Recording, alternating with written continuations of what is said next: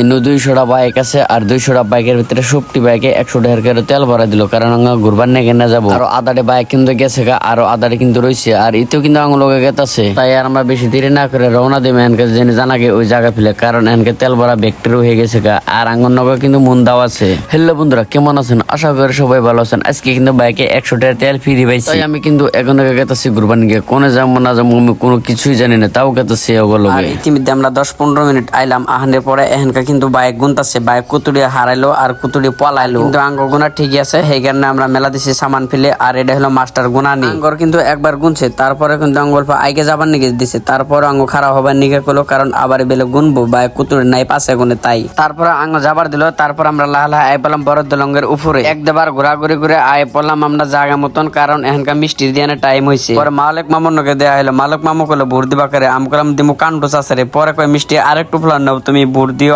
আঙ্গরে। আর আমি যে 110 টাকার ফ্রি তেল পাইছিলাম, তাই বলে 220 টাকার পার্টি দিল লাগে, তাই 220 টাকার পার্টি দিয়ে দিলাম। আমি এখনকা আমি খাওয়ারতাছি না, কারণ ওরা সবজিতে বহুত জাল দিছে, সেই কারণে আর খাওয়ারতাছি। পরে এরা কয় আমি চালাকি করে জাল দিছি, যাতে যেন তুমি খাহারো না ব্যক্তি যেন আমরা খাহারি, তাই জাল দিছি বেশি করে। আমাকে যারা চালাকি করছে ব্যক্তির যেন আজকে রাতেই হাগা হও। আর আজকের ভিডিও এই তুই love you, I love you. ভালো লাগলে ফলো করেন। আর কারণটা কিন্তু আমি দেখতাছি জালের ঠেলাই।